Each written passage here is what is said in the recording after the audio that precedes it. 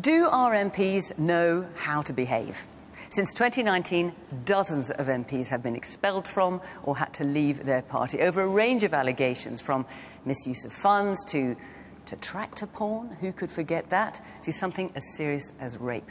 And as of last night, a Conservative MP has become the latest to be suspended, and then, of course, there's the Deputy Labour leader being investigated by the police. That is one of the things the audience here in Buxton would like to discuss. A beautiful spa town here in the Peak District, famous, of course, for its natural spring water. Our audience here also want to ask, should the government admit defeat on its Rwanda plan? What more can be done about climate change? And will the proposed smoking ban actually work? And our audience, of course, here is, as always, a broad reflection of the electoral picture across the country. Welcome to Question Time.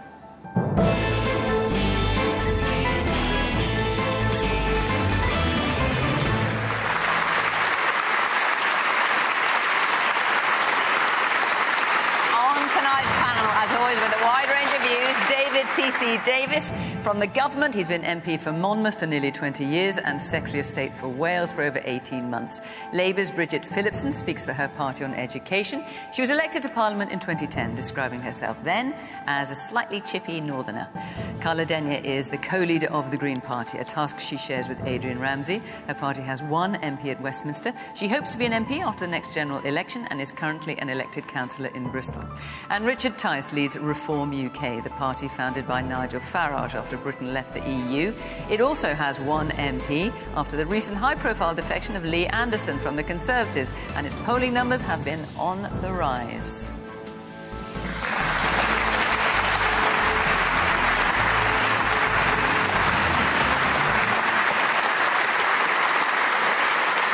Good evening. Welcome to our panellists. Welcome to our audience here in Buxton. Good to see you. And, of course, welcome to you at home.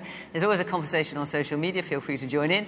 And you can catch up with the programme in all sorts of ways on BBC Sounds and on the iPlayer as well. OK, let's get started with our first question, which is from Martin Coles-Evans. The conduct of MPs has reached an all-time low.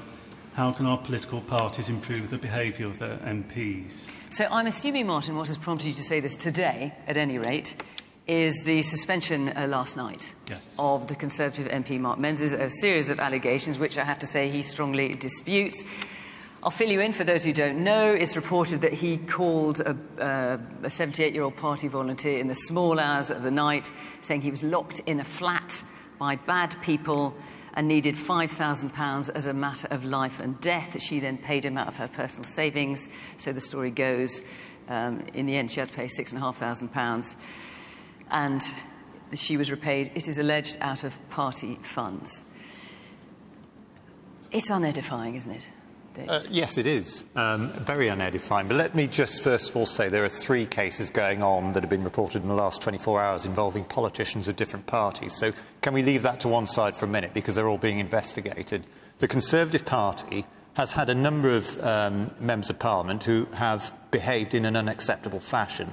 It's very important that each political party acknowledges that there's a problem, because if you don't do that, you can't even begin to resolve it. So why did the Conservative Party wait 3 months? Because so I don't know the answer to that. Because Mark Menzies, this was reported to the Conservative Party 3 months ago. Not to me, so I don't know. That is a case under investigation. Have you not been briefed on that? No, that's a case that's under investigation.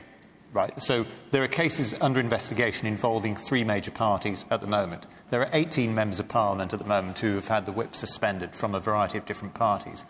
The question, sir, is what can political parties do? As somebody who's been an MP now for a very long time, I would say, first of all, to understand that your behaviour is going to be subject to a lot of scrutiny, and your standards of behaviour at all times need to be very, very high indeed. That is my advice, and has been my advice as a whip to members of Parliament coming in, funnily enough, not just to Conservative ones. Secondly, as an organisation, any organisation needs to acknowledge that there will be some people whose standards fall, and that organisation needs to take responsibility for it and be willing to deal with it. We have a recall petition in Parliament for when people have been investigated and have been found wanting, and that is absolutely right. We also need to have a similar recall petition in Wales, where we've had a Labour-run government that have refused to do a recall petition, despite the fact that they have had Senedd members from different parties who have also behaved in a similarly unacceptable fashion in the past. So that's what the answer is, to make sure, to warn people that their standards of behaviour have to be high, to allow and welcome the scrutiny, to accept that there are going to be problems, and to expect people to leave if they are found guilty of breaking the rules or letting their standards slip. And you say parties need to take responsibility. If what this Conservative MP is alleging is true, that he was held against his will as a matter of life and death and was forced to pay them money, I presume this is something the parties reported to the police. Well, again, it's under investigation, so I presume it would be, but it's under investigation, so let me not comment on that one. Why don't we just acknowledge that there have been plenty of cases involving all parties, including the Conservative Party, Conservative MPs, whose behaviour has been found after a proper investigation to be unacceptable, and who have in some cases left Parliament, quite rightly, as a result of that. I'd be the first to acknowledge it, but I don't want to get into it, either not with Conservative MPs or with the Labour MPs being investigated, or with the SNP MPs who are under some other form of investigation, or any that. Let justice take its course, and then once people have been found to have been wanting, then you can, and it's fair to discuss what happens to them afterwards. But we have a recall petition in Parliament for those who have, after an investigation, been found to have let their standards slip. We need to have that in the Welsh Senedd and also in the Scottish Parliament if there isn't one there. Bridget.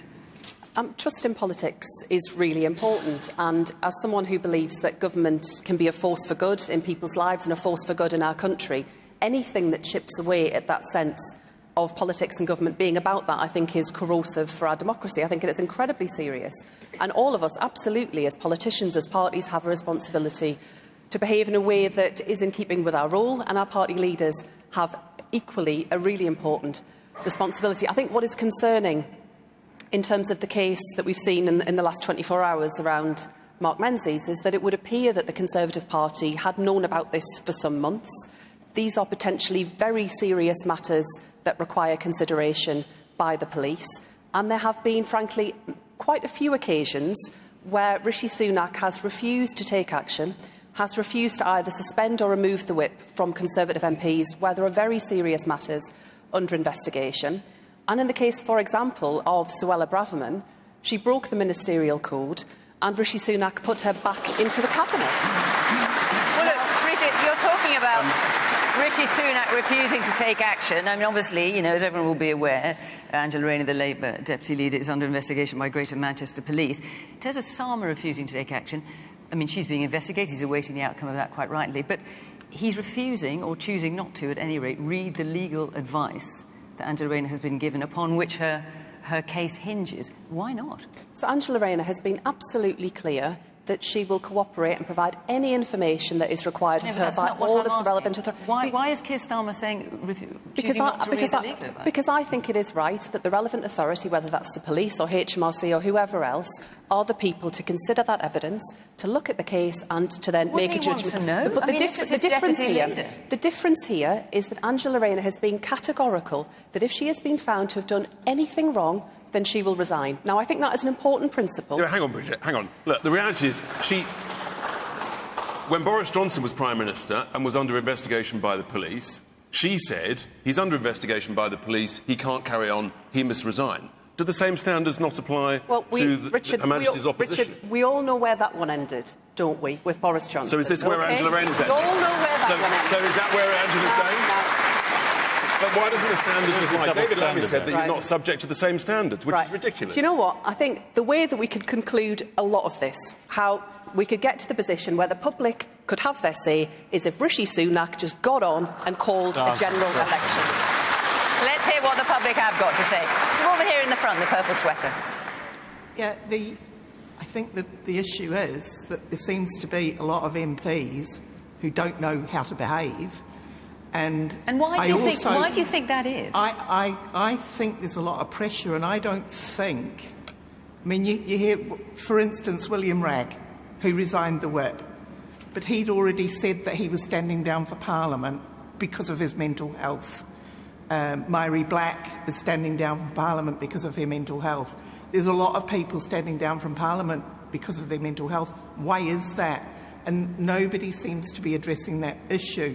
And also, I think, to just step in on the Angela Rayner thing, it just seems to be a bit coincidental to me that they're picking on a woman, a strong northern woman, a working-class woman who's raised...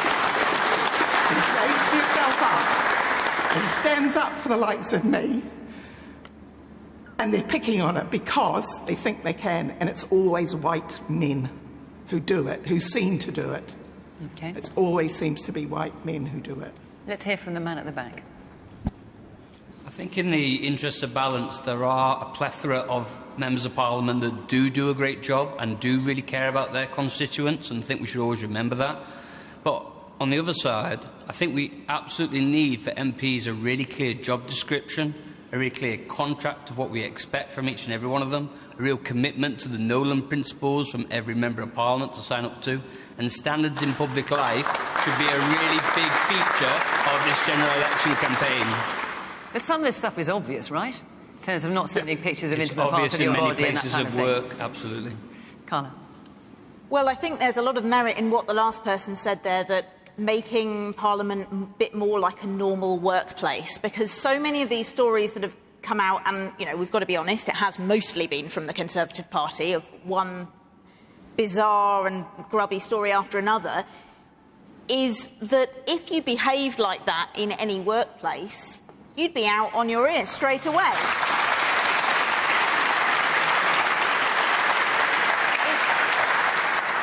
If we made Parliament a little bit more like a normal workplace in terms of a clear job description, you know, but also things like reasonable working hours, which would make it accessible for a much greater diversity of people to take on the role of standing for election. You know, we don't have very many single mums as MPs, and why do you think that is, when the hours of campaigning to get elected and then the hours you spend in the chamber exclude so many of those people? Likewise, you know, people with health conditions often means that they just don't put themselves forward because it's so unwelcoming. Do you think there's something about the atmosphere? I mean, pitch in, you because obviously you are the two who are there at the moment. Something about the atmosphere of Westminster, the kind of enclosed nature of it, the kind of power plays that can go on, that kind of lead to this sort of behaviour? I think politics doesn't exist in a vacuum, and sadly some of the bad behaviour that you might see in politics exists in other walks of life as well, and that is about wider attitudes. But do you think it's exacerbated by the atmosphere at Westminster? I think there is always a risk that where you have people in positions of responsibility, of power, then there is always a risk of abuse, and that's why you've got to have really clear safeguards. To the point about standards and principles in public life, that's why it is so incredibly important. I do have to say, you know, Parliament's still got a way to go. You know, I've had children while serving as an MP, so I appreciate what it can be like. But at the same time, I think we have made progress. It's far from complete. But actually, as a Member of Parliament, you do have other kind of, you know, other people often have it far tougher, is what I would say. You know, MPs earn a good salary. We do have some flexibility about how we do things. And I think we just sometimes need to reflect on the fact that others don't always have those same choices or ability to kind of shift their work in certain kinds of ways. But yes, politics, absolutely, we need to see further change happening. But in the time I've been an MP, there has been some progress, more to do, absolutely. But I think it is that wider point about standards. You wanted to say something?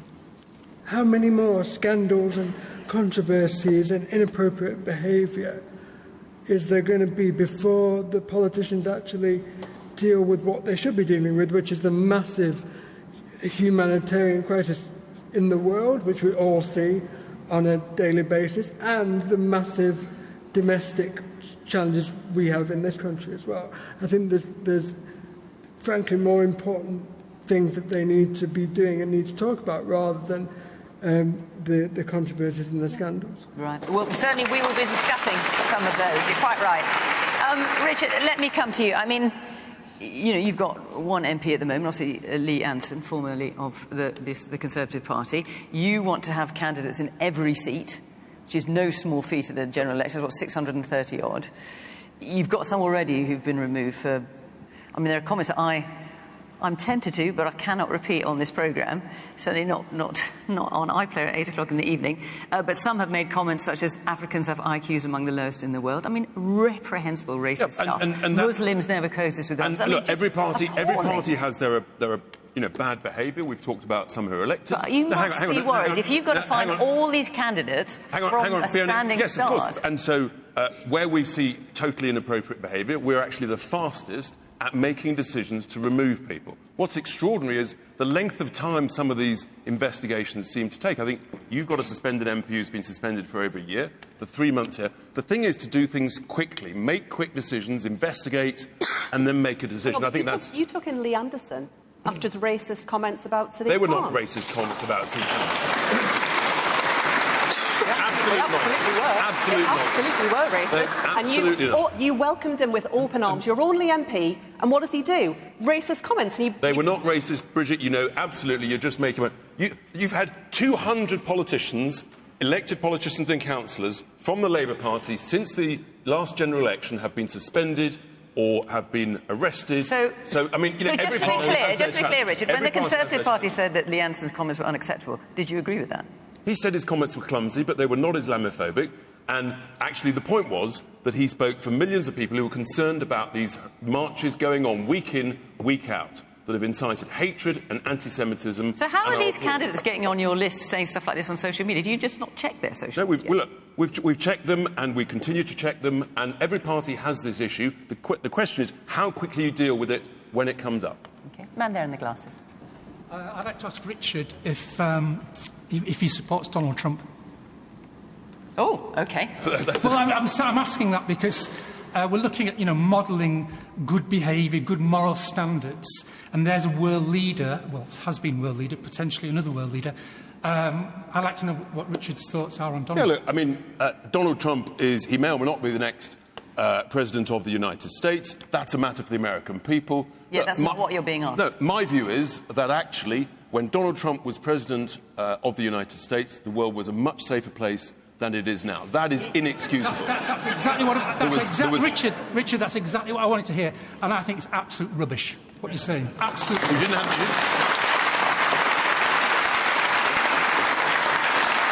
Well, sir, I respect your opinion, but we didn't have the war in Ukraine and we didn't have the regional conflict we've got in the Middle East, did we?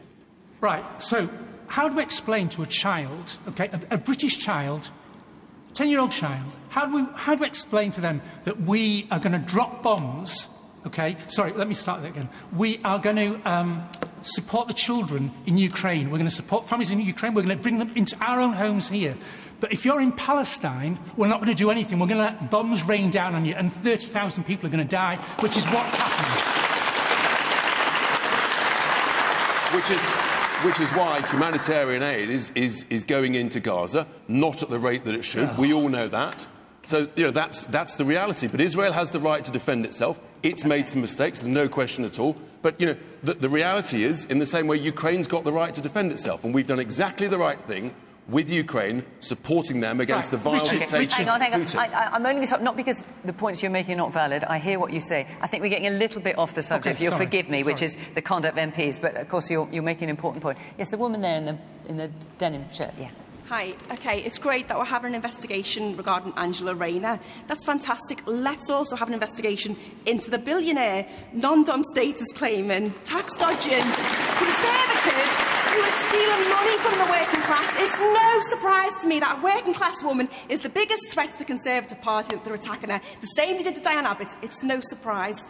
OK, so the guy who apologised for his trainers, his new trainers, can he apologise for the 4.2 million families in poverty today? Can he apologise for that? You're talking about the Prime Minister and I'm his new talking about the Prime Minister, who can stand up and apologise like he's the boy next door for his new trabs, his new trainers, but he cannot apologise for the 4.2 million families in poverty. He can't apologise for the workers who aren't getting paid. He can't apologise for the NHS and the waiting lists and the people dying on them. Seriously? Can I not answer that? Yes, please.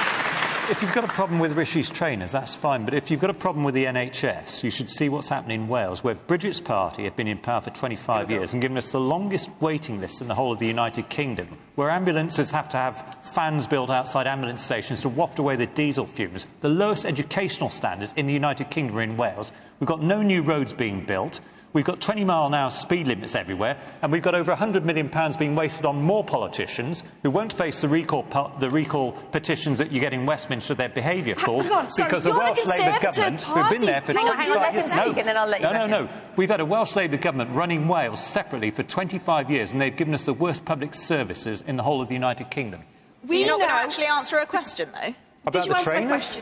Seriously? We know the Conservative Party has privatised the NHS and stolen money from the NHS. We know that. You can't blindside us with this anymore. We know it. You've obliterated the country. You've got 200... We've got over 20,000 people in Wales who've waited more than 2 years for treatment under a Labour government in England. Have you seen the under the Conservatives? Okay. You're not answering the question. You're not answering.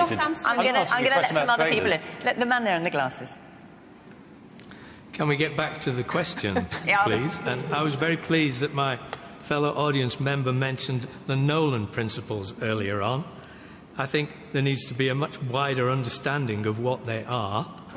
The Nolan standards in public life. When I talk to people about the Nolan principles, most of the people I speak to say, "What are those? Oh, never heard of those." If we're going to hold people to account in public office, perhaps we need to have more awareness of what exactly those are and how people are expected to behave. And, of course, the Nolan principles are the principles of conduct and standard life that MPs are supposed to adhere to, and clearly that is not happening all the time, as we can see. I'm going to move on, because there's lots of other questions I want to take, but before I do, I just want to tell you at home where we will be next week. So next week, we are in Tottenham, in North London. The week after that, we will be in Cambridge. And incidentally, a full list of our locations for the next few months, at any rate, are on the website. So you can have a look there. And if you fancy being in the audience at any of those, or Tottenham next week, Cambridge the week after, go to the Question Time website, follow the instructions there, and come along and be part of the programme. We would very much like to see you. OK, next question from Christopher Lovett. There you are. When will the government accept that Rwanda policy has failed? So, peers rejected the Safety of Rwanda bill. So this is the government bill to deport people to Rwanda. They rejected it for the fourth time last night. So it's going between the House of Commons, House of Lords, and back and forth and back and forth. Bridget? Never. I don't think the government are ever going to accept that what they've set out is not only a policy that is totally wrong, but is completely unworkable, is a scandalous waste of taxpayers' money. Nearly £500 million being spent on 300 people, where, you know, we've been promised this legislation has been going on and on and on. It is not the way to tackle this problem. We do need to clamp down on the smuggler gangs. We absolutely need to stop that at source. This is not going to clear the backlog. This is not going to stop the inappropriate use of hotel accommodation, and this will not deliver a more humane system overall. So I would just say to the government, there are ways that they can sort this. Rwanda is not the way to do it, and they blame everybody else for the delays, for the problems, for what we have seen. They've been on at this for, I think, almost 2 years now. They could have passed all this legislation. I'm sure David will go on to say it's all because of the Labour Party that this hasn't happened. The reality is they've got a majority both in the Commons and the Lords. This is their failure. It's not going to work. Adopt Labour's plan, crack down on the gangs, work with the French, get it sorted out. OK, can I just ask... because there's generally a convention in the House of Lords, mindful that the peers are not elected, that they will reject and reject and reject a piece of legislation that comes and comes, and then in the end, they tend to give in. Yeah. Is your understanding that Labour peers are going to do as they do usually, which in the end, they will let it go through, or are they actually going to continue to object to it? My expectation is that the legislation will pass. As I say, the government have a majority. But are Labour peers going to give in the end? Well, just to be clear, this is not simply a question of Labour peers, because we don't have a majority in the Lords. I appreciate it, but since you are here for Labour, I'm just asking about the Labour peers. Absolutely, and a number of the amendments that have been put down have involved senior military figures, for example, raising serious concerns about the government's approach. The legislation. I'm just asking about the Labour peers because you are here for Labour. The legislation will pass, absolutely. I think there's no question about this. It is right that we have proper scrutiny of any legislation, especially legislation of this magnitude. But the reality is the government chose not to bring back the legislation before Easter. In fact, they'd previously said they could have done it all before Christmas. So they haven't managed the scheduling of this. It is not down to the Labour Party. They haven't done it fast enough. No, what I'm saying is when they blame the Labour Party for the delays in passing the legislation, the reason for those delays in getting through their legislation they support, that they have the numbers to deliver, is because they haven't scheduled the business. So whatever they say, it's down to them. But no, we don't support it. We don't think it's the right approach. But I have no doubt that the legislation will sadly pass. OK. Obviously, Dave, I'm going to come to you. Richard, let me come to you now. Will the government accept their Rwanda policy has failed? Do you support it? No, I don't. I think the whole thing is a ridiculous farce. The only thing that's going to Rwanda, frankly, we've sent 3 Home Secretaries there. We've sent about 300 million quid. Whether or not the legislation passes is irrelevant. The question is it a deterrent? And we all know the answer to that: no. We know that people on the coast of France, they've already described the thing as a complete farce, and this year alone we've got over 6,000 people who have crossed the Channel illegally. Tragically, at least 10 people have died, and this policy is a complete distraction. It's a total waste of time. You've wasted taxpayers' cash, the energy, the resources. Nothing. It's not a deterrent. OK, so what would you do? Come on, Reform UK. You want to put all these people in for the general election? Look, Bridget talks well about the gangs. It's a bit like when you remove a drug dealer from the streets, guess what? Another drug dealer replaces them. So your policy about the smugglers, nice idea. I'm asking you what you would do. I'll tell you what I'd do. The only thing is what the Australians did. You have to safely pick up and take back to Dunkirk and Calais, which we're entitled and legally allowed to do under 2 international treaties and under French domestic law. OK, so let's hang on. Let's understand how that would work. So say people are coming over in dinghies, either in the Channel or on British shores. You would pick them up, put them in a boat, and then take them back and just dump them on the beach in France. What you do is what the Belgian authorities did, which is why boats are not leaving from Belgium, because the Belgian authorities said, right, we're going to pick them up, and therefore they took them back to the French shore. We're legally entitled to do it. How do you think the French would take that? Well, the reality is it's under international maritime law. We're allowed to do it, and we should do it. It's what the Australians did. It's a variant of that. We know it works.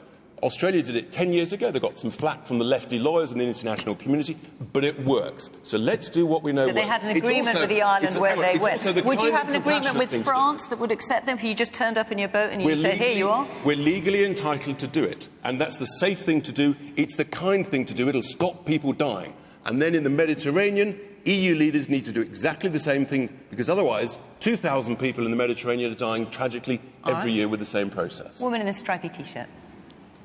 Obviously, very little enthusiasm for people being sent to Rwanda, but I haven't heard the major parties say what the alternatives would be. People are negative about the flights to Rwanda. But yes, Richard said, but I'd like to hear what the other panel members... Well, obviously, Bridget has said what Labour would do. Yes, You've heard what Richard I'd like to hear what the other... OK, now I'm going to get to them. Of course. I mean, do you support the Rwanda policy? No. You don't support it either? No. OK. Do you have an idea what should be done? Well, I think returning them to the country if they don't have a legal right to be here, because it seems unfair that the people that are getting in legally are discriminated against. OK. Man in dark blue sweater there, yes. Surely, using Richard's analogy, that surely the way to stop the people smugglers is to make sure that there are legal routes for people to come into the UK. Man there in the glasses. Richard's right in saying that it's not a deterrent, it's not going to work. I think this is a European problem, not just uniquely a British problem, and we need to work with European partners in finding out why people are coming and address the issues in their home countries through aid work. We've cut aid to countries like Yemen, to Afghanistan. We've cut aid to those countries. So but some of it would mean here. stopping their wars. I mean, do you think that is something that realistically that outside countries can do? Yes, absolutely. Global influence, it's what we have to do. We have to give people a reason to stay in their home countries, and I think our aid budget is what can do that, but we've cut it. But we also need to work with Europe for this. It's not just a British problem, it's a European problem. And one that European countries are grappling with, as you say. Carla? Well, thank you, Christopher, for your question, and also for those last 2 points. I think the three of you, between you, have really hit the nail on the head. The Rwanda policy will be a point of national shame if it's allowed to pass, and as our one Green MP and our 2 members of the House of Lords have been fighting against it at every opportunity on its way through the House of Commons and the House of Lords, because it is inhumane, it's callous, and it's an incredibly expensive way to be cruel. The estimates are that it will cost the government £1.8 million per asylum seeker to deport people to Rwanda. Think about how much better we could spend that money if instead we had an approach of recognising that people who are risking their lives in small boats crossing the Channel... Exactly. People who are risking their lives crossing the Channel in small boats, they're not doing that for a laugh. They're doing it because they're in danger. They're doing it because they're fleeing for their lives. And what we need to do as a country is show them a bit of humanity. What that looks like is providing... Thank you. What that looks like, as the person up here said, is providing safe and legal routes so that asylum seekers can apply from where they are, and also making sure that the UK government takes its responsibilities seriously in terms of providing international aid.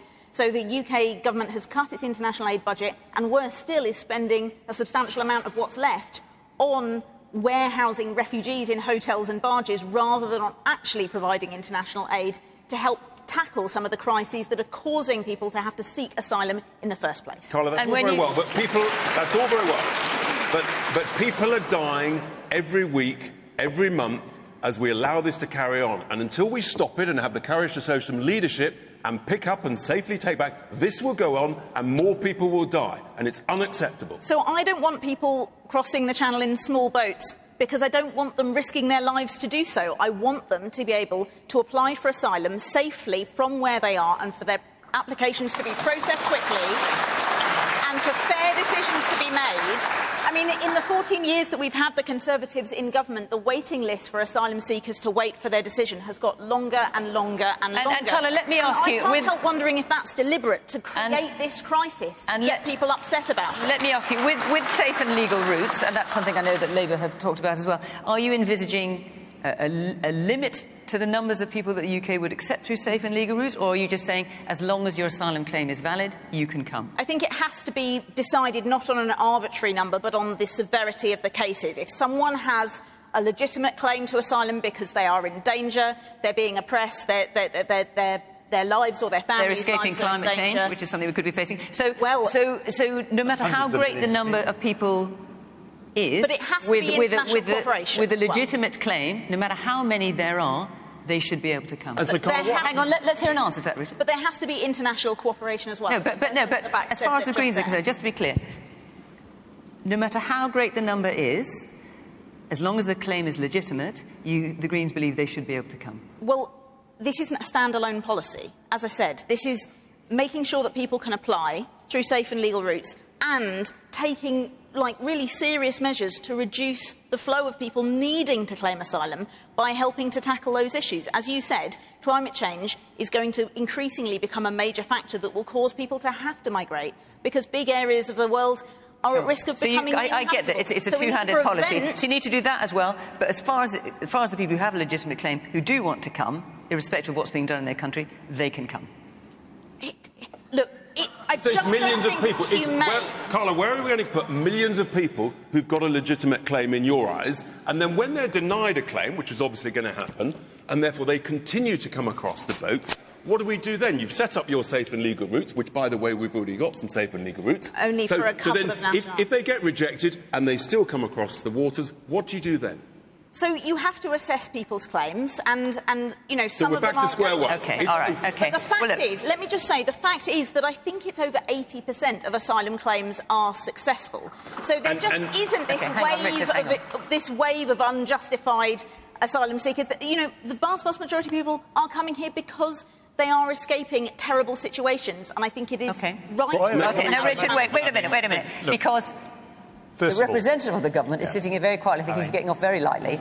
And the fact is, the question is, when will the government accept that their Rwanda policy has failed? Can I first of all start by saying 50,000 people a year coming over illegally in small boats, risking their lives, some of them are dying, is totally unacceptable. There are already safe routes for people to come over. Not for all of them. Not for everyone, no, but there are safe routes to come into this country. We are working with the French. We are working to smash the criminal gangs, but it isn't enough. It's unacceptable that people are able to come over here illegally, and the majority of these people are young men. So it isn't families, it isn't people fleeing oppression. If you actually look, and I went and looked at the old camp in Sanget, the vast majority of these people are not families, they're young men who are coming over here, and they told me themselves because they thought they could get a better standard of living. And that's why we need a better deterrent. That's why we need Rwanda. We need those flights taking off. We need the peers to stop trying to oppose it, and the courts to stop trying to oppose it. We're going to bring it back on Monday. And we need to look at what Labour would do. They want to basically support an open doors policy. Your government in Wales, don't forget, I know people who don't realise it, but in Wales we have a Labour government. And as far as this is concerned, they are encouraging people. They're encouraging people to come over to the United Kingdom. No, you're wrong there, Bridget, because they're actually paying universal basic income to some people who recently arrived asylum seekers. And they wrote to me as a minister, your Labour minister, wrote and said that asylum seekers in Wales should be exempted from contributing towards their own legal bills because you wanted to use taxpayers' money to allow recently arrived asylum seekers to sue the British government so that people could actually stay here for longer when they didn't have a valid claim. And that's why your government is not to be trusted on this policy. You've voted it down at every opportunity. You're quite happy to have an open doors policy. Absolute and you're quite happy in Wales. Garbage. You're quite happy in Wales to pay up to £20,000, Bridget. £20,000 to recently arrived asylum seekers. I will let you. Well, we'll see afterwards, because I'm going to be asking my office to tweet right now the reports about this on the BBC. Okay, Your £20,000 Come on, let's hear your answer. Hopefully everyone will be able to get their phones out and look at what you've actually done in Wales. Let's let Bridget You're a disgrace, Bridget, and your policy's an absolute disgrace. And you ought to know what your own Labour government... Hang on, can I just say... So much for standards in public life. Can I just say, on this programme, and I feel strongly about this, and I'm not joking, I don't think we should be calling people individually a disgrace. I'm not sure that is the kind of political discourse that we want. I'm just saying... Bridget, would you like to answer? I mean, calling a party's behaviour disgraceful is one thing. Calling an individual person who's come on the panel a disgrace is not what I want to encourage. Shadow Minister should not be coming on here not knowing what her own political party is doing, where it's in government in Wales. And you do interrupt me rather a lot yourself, if you don't mind me saying. I'm not complaining about interrupting. I'd be the last person to complain about that, because I know I do it a lot. I'm simply saying how we refer to each other on the panel. We want to have a discourse where everyone can make their points. OK, it's disgraceful that Bridget doesn't know what her party is doing in government in Wales. Let's let Bridget answer. I honestly don't know where to begin with that ludicrous nonsense that we've just heard. It's genuinely, I don't. But what about the points that David was making about Labour in Wales? No, I will come on to that. I will. We started this programme with a discussion about standards in public life and how we treat one another. And I am more than happy any day of the week to debate the merits of policy.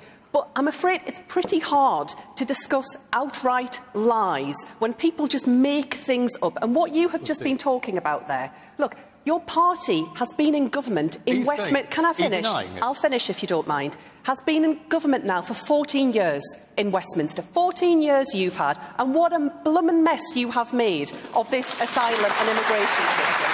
And the only response that you have is to say, what about Wales? Okay, specifically, it is pathetic and beneath you. Specifically, what David said about Labour in Wales, what if that was a lie? It has absolutely no bearing on the Rwanda policy, which is a matter that is being Which bit of it was untrue? Well, the Rwanda policy is a matter for the government in Westminster to respond to, not for the government in Cardiff. So it would be wrong, wouldn't it? It would be wrong, Bridget, to pay £20,000 a year to recently arrived asylum seekers. You agree it would be wrong to do that? Send me whatever tweets you like after the programme. It would be wrong, wouldn't it? Because it would be a crazy thing to do, wouldn't it, right, Bridget, to pay £20,000 a year, taxpayers' money, and then ask for legal aid for asylum seekers? I give up, David, I can't reason with you. I give up. There is just no dealing with this level of nonsense, I'm afraid. This is a matter that is being dealt with in Westminster. The real question is it a deterrent or not? And the truth is, I mean, hands up. How many people think this is going to be a deterrent if it goes through? Hands up. Does anybody think this is a deterrent? Hands up who thinks it's not a deterrent. Bingo. David, there's your answer. Get a grip. Important things, Richard. It's not whether people in the question time audience think it's a deterrent. It's whether people waiting in Calais to come over here think it's a deterrent. They will see it as a deterrent. I'm going to move on. Let's take a question now from Vish. Vish Mehra. There you are. Given record rainfall in the UK and now floods in Dubai, what do we need to do to combat climate change? Right. Well, Carla, let's start with you.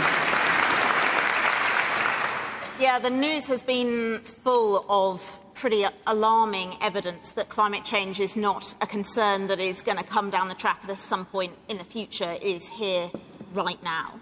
And the best time that we could have brought in the policies to tackle this was, of course, decades ago. We've known about climate change my whole life. Successive governments in the UK and internationally largely failed to do that. So the second best time to do it is right now.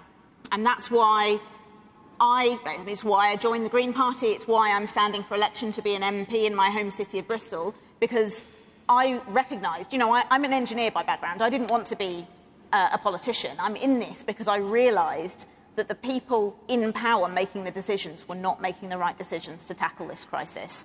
And so I'm trying to get elected so that there can be a few more Greens in Westminster to pull whoever forms the next government in the right direction, to make sure we have the right policies on everything from renewable energy to insulating people's homes so that everyone has a low carbon but also, cheap to heat and warm and comfortable home. The thing is, the technology, I know as an engineer that the technology is pretty much there. The technology isn't the barrier. The barrier is the policies and the political will, and we can do something about that with how we vote. Well, at the moment there's one Green MP, Caroline Lucas, who will be standing down, so you are hoping to become an MP at the general election. We have got a government where Greens are in a coalition with the government. That's the Scottish government, and only today they announced they are scrapping a target reducing greenhouse gas emissions by 75% by 2030. Now that is where the Greens have actually got some say, and it's not working. So, first of all, the Scottish Greens are an independent party from the Green Party of England and Wales. So, sure, but they have got Green. Do have them on too. I get that, but nonetheless, they have got Green in their name, and their raison d'être is to combat climate change, and it's not working. I was just about to say, of course, although they're an independent party, we are supportive of what they've already achieved in Scottish Government and supportive of their plans as well. So, the announcement today was changing the way the targets will be done towards multi-year targets, recognising that the policies that tackle climate change don't tend to take effect in terms of reduced emissions within a single year. So OK, well, that's one way of putting it. Another way of putting it is acknowledging the fact that they're just not going to make it by 2030 by reducing it by, 80%, I think. So they've had to reduce their ambition, not just the Greens, obviously the SNP as well. Yes, and it is, the Greens are the junior partner there, so they don't have complete control over what the Scottish Government have done. But the Scottish Greens in government have achieved great improvements in terms of decarbonisation in the few years that they have been in government. So the Climate Change Committee, who are the ones that produced a report saying that unfortunately this interim target is going to be missed, that report specifically highlighted the work of one of the Scottish Greens ministers, Patrick Harvey, for the work he's done on decarbonising people's homes through housing installation and installing heat pumps. They pointed to that as an example of good practice and said that the other Scottish ministers should learn from that and how they can decarbonise in their portfolios. So, yes, it's a huge point of regret that for the Scottish Greens, and I think for the whole of the UK, that the interim target for 2030 is no longer achievable. However, the final target of the Scottish Government, which is net zero by 2045, is still achievable. And I think especially with the policies that the Scottish Government have announced today around tackling the harder to decarbonise sectors like agriculture and transport, with some really good policies about making public transport better and retargeting subsidies that farmers receive towards helping them to do more climate and nature-friendly farming, that will get us on the right course. And I think that, frankly, the UK Government could stand to learn a lot from what the Scottish Government are doing on this. So, Richard, the question is, what do we need to do to combat climate change? Yeah, and look, we all care about the environment, but the climate has changed for millions and millions of years. That's the reality, way before man-made CO2 emissions. And so let's just be clear. Are you denying that climate change has changed exponentially quickly in relatively recent years because the climate of has always changed, and if we look at the IPCC... So no, hang on, so answer my question. The question is, are you saying that this is just a natural course of events and that man has nothing to do with it? No, I'm not saying that. What I'm saying is that, yes, we've had man-made CO2 emissions for about 200 years, and there's no question that's contributed towards it, but there's no evidence at all that if you get to net zero CO2 emissions, that all of a sudden the power of the sun, the power of the sea, the power of volcanic activity is going to stop. I mean, the IPCC itself, Carla, says that if you get to net zero literally tomorrow, sea level rise will continue for how long? Between 200 and 1,000 years. So the better thing to do is to adapt to the changing climate. That is the smart thing to do, and it's a lot less costly than the current route to get to net zero, where there's no evidence it will stop climate change. Richard, and the countries that are going to be underwater, how do they adapt? No one's going to be underwater. So let's take an example, shall we? Let's take an example of the Maldives that we were told would sink underwater. The Maldives now is 35 square kilometres bigger than it was 30 to 40 years ago. It's about adaptation. Where you're worried about sea level defences and flooding, you build the defences. That's the smart thing to do, and it's a great deal less costly than trying to stop the power of the sun, which you clearly can't do, So you've got to be smart about this, adapt to climate change. It might kill their tourism industry. I hate to say it, the Maldives. Just only put defences around the beaches, but just it's called reclamation, and they've built some extra land, and they've reclaimed land, and you've had siltation. That's how it happened. So you've got to adapt to climate change as opposed to thinking you can stop it. Can I ask Richard a question? What's your science background?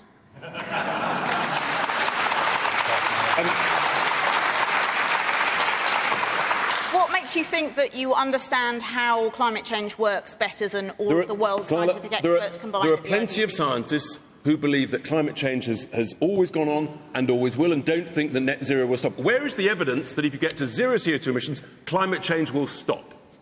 Well, it's the IPCC doesn't think it will. It's an overwhelming majority of all the world's experts on climate science understand. I think what they're saying is it's going to get worse, Richard. I think that's the point. They're saying it's going to get worse, and then how will we cope with it? Tell me if I'm wrong, but that's my understanding. Well, the IPCC says that sea level rise will not stop for over 200 years. But so do you understand why that is? That's because the the carbon that's already going into the atmosphere will continue to have an effect for hundreds of years. It's not that going to net zero doesn't have a benefit. So we're better to adapt to it and build the defences rather than think that we can stop it. You've made your point. Let's hear from the audience. Yes, the woman there. Yeah, the government haven't got a grip on any of this. We have an electric car. We head up into the Peak District. It immediately flashes up. Charge your car. No charging points found in the locality. So that's one thing. Our son has the hydrogen heating system and cannot get anybody to repair it. They have to travel 50 miles. That's the nearest person that will repair. The solar heating, solar panels, they could put them on all the supermarkets, we could put them everywhere, but the government are allowing great big farms, the farmers' fields to be covered with them to make money for business and corporations. So the government just have not got a grip on anything to do with climate change. Plenty of other examples, that's just three. OK, I'll let you respond. I'm just going to come around the audience a bit more. Yes, woman there in the glasses. Unfortunately, one of the reasons why this country can't afford the green policies that we would really like is actually following Brexit, we have a 4% drop in our GDPR, and the country is much poorer following Brexit. OK, Richard, I know you are gagging to come in on that, but just to keep it on climate, I will keep on that if I may. Yes, the man at the back, I think you've got a red shirt on, yeah. As an island nation with about 8,000 miles of coastline, why aren't we generating more from tidal? Why don't we generate more from tidal power? OK, and at the very back. Yeah. I think, to be quite honest with you, while we've still got people such as Richard in this country that even refuse to acknowledge that climate change is happening due to our own... That's not what I said, sir. I said it's been happening for millions of years. Come on. No, because, quite frankly, human activity is a direct reason why climate change is occurring on the level that it is. And because you're refusing to acknowledge that, we won't get to the point and we won't find a solution. And until we find a solution... Honestly, you know, you can relocate Westminster because London will be underwater, as will Liverpool and as will most of the cities where people live. David, what do we need, given that record rainfall in the UK, and my God, we are fed up of the rain, aren't we? And the floods, extraordinary floods in Dubai we've seen, which can't be linked necessarily specifically and solely to climate change, but nonetheless it's accepted that climate change exacerbates the likelihood of such things occurring. What do we need to do to combat climate change? Well, for most of the technologies that we'll need to adopt, we're going to need very large amounts of electricity, which is why I'm staggered that Carla and the Green Party are not supportive of nuclear power, because that actually is the only way that will ever generate enough electricity to solve some of the problems through the technology, such as the lady was talking about, electric cars that need to be able to make hydrogen through electrolysis in order to run HGVs, the heat pumps, the ground source, air source heat pumps. We need a lot of electricity for this, a lot more than we've got at the moment, so we need nuclear power. That's the first thing. We can also build on what we've got using offshore wind, floating offshore wind, which is an emerging technology. And we're doing that. There's been a huge increase in the amount of renewable energy that is used to generate electricity under this government. But, you know, we're going to continue to need gas and oil for the time being, and that's why it's so important that we continue to extract oil and gas from the North Sea. And I'm afraid, once again, British are probably not going to like me pointing out what Labour's policy is, but your policy is to stop taking oil and gas out of the North Sea, not to renew the licences, which is going to cost at least 100,000 jobs, and mean that we become more reliant on foreign countries for the oil and gas that we're going to continue to need for the next couple of decades.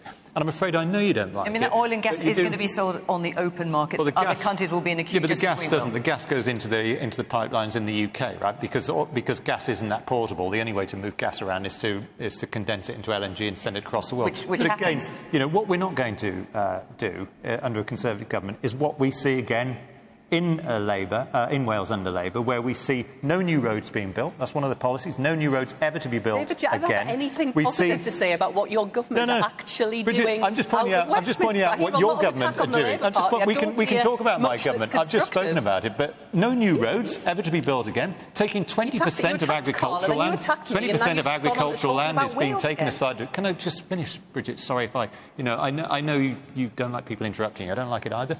20% of farmland in Wales is being taken aside and used for planting trees and wildlife schemes. And you've just brought in legislation to allow road tolling on the motorways. So that is the blueprint that you have for the rest of the United Kingdom. And if we can't even grow our own food because the land is covered with trees and wildlife schemes, we're not going to be able to solve the issue of food security either. Right. I'll come back a step and just go back to the question where we began. Climate change is a really big challenge that we face as a country and a challenge that all of us face internationally. I do worry that it feels often so overwhelming, the scale of what we're facing, that we do then have to focus on the changes that we can make and the role for government in delivering that. And I do think to the point about jobs and skills and what we need to do, there is a really big opportunity for us as a nation to deliver lots of really well-paid, highly skilled jobs on the basis of those new technologies, including in communities that would really benefit from that additional investment. That's why Labour's plan around our Green Prosperity Plan is about our country being at the forefront of those jobs, those technologies and the shift that we need to see. And alongside but clearly spending less on it than you were going to originally. It was going to be a 28 billion pounds a year investment. Now it's not going to be anything like that. Well, sadly, after Liz Truss came along, the economy is in a total mess and we can't go as fast as we would like. That's the sad reality of it. However, I do think this is a really big opportunity for us as a nation, but it's also a way by which we can cut people's gas and electricity bills too, and how we can make sure that we are energy independent, that we are not so dependent on the import of energy, where we've been so exposed in recent times because of the war in Ukraine. Had we invested over the course of the last decade in homegrown energy, in renewable technology, not only would we have more jobs, people's bills would be a lot lower. All right, listen, I know you want to go backwards and forwards. I'm going to stop you because we've got, how long have we got left? 6 minutes, something like that. And I want to take this last question because lots of you asked about it. So I'll ask you to respond to the question and be brief so I can hear from the audience as well. Dan Ovens. Is the proposed smoking ban a sensible and innovative public health policy, or is it an overreach of the nanny state? OK, just to remind everybody, MPs voted this week on legislation which would ban anyone born from the 1st of January 2009 ever being able to buy cigarettes legally. And there was some legislation about vapes as well, backed by Labour, proposed by the Conservatives. Richard, public health policy or overreach? I'm not a smoker, but I think this plan is completely unworkable. You're going to have a ridiculous situation where people are going to be asking for an ID of a 30-year-old in a few years' time as opposed to a 29-year-old. It's an absurd policy. It's a liberal. All it's going to do is it's going to increase, it'll drive up a black market, and I just think it's illiberal and unworkable. However much we hate smoking, and I hate smoking more than as much as many people. OK. Thank you for being brief. David, same. Well, I don't like banning things, but smoking is causing 80,000 deaths a year. It's causing a £17 billion hit to the NHS. And I felt that, OK, it may not be perfect, and it is going to cause problems. So when Boris Johnson calls it absolutely nuts? No, it's not nuts. If it saves lives and if it saves money for the NHS, and if it stops some young people, it's not going to stop everyone. We're not being naive about this, but I used to smoke. Some of my children are now smoking as well, and vaping, and it's also going to tackle some of that. The tobacco companies haven't been responsible. They've allowed children to continue to take up smoking. The people behind vapes have marketed them at kids, so for that reason I support it. Man there in the glasses. I'm confused in that it seems that all problems in this country are due to the Labour Party in Wales, that the smoking ban isn't. I'm wondering whether Mr. Do you think the smoking ban is a good idea? Personally, yes. Yes, and the man behind you? I think it's a brilliant idea, I do. It'll improve public health, and it's a good thing. Let's just have a show of hands. Who thinks a ban on smoking, or allowing anyone born after 1st of January 2009 to buy cigarettes, put all your hands down just for a sec, who thinks that's a good idea here? So a lot, but not unanimous. That's interesting. Bridget? I supported this. I think it's the right thing to do. It will save lives. It will save the NHS money. I also support further steps to tackle vaping, especially around young people. I think we've been far too slow as a country to tackle that, not least given that many of these products are marketed directly at children. There is no other audience for them but children. But I think this is the right thing. This is the right thing to do. It's a good public health measure. Carla? Well, Greens want to see everyone able to live as long and happy a life as possible, and we backed the ban in public spaces back when that was quite controversial. I mean, Caroline Lucas abstained from this vote on Tuesday night. Why was that? Well, yeah, I was just going to come to that. So we backed the ban on smoking in public places, plain packaging, the advertising ban for tobacco. But this one, let's talk about this one. And our number one aim is to reduce the number of people who are dying from smoking. Okay, so why did she abstain? The question in my mind, and I actually haven't discussed this with Caroline, but I suspect the question in her mind as well, is will this work in the way it's intended? Because in 20, 30 years, how will they be able to tell the difference between a 45 and a 46-year-old?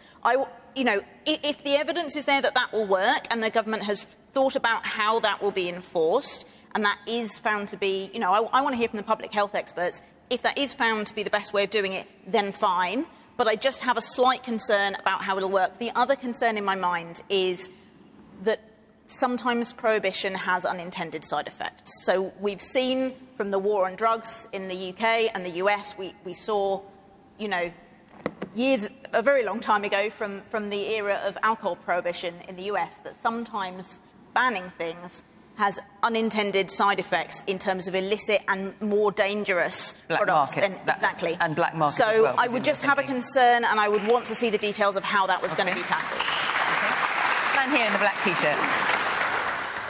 I think one of those scary things is when I'm going home from work of a day and schools are all emptying, you just see so many young children puffing away on these vapes. Now, the data for the damage that's done with these things, it's very early days now, and yet I spoke to people I work with who are like in their early 20s who've given up recently. A chap I was talking to the other day, and he said to me, it's harder to give up than cigarettes.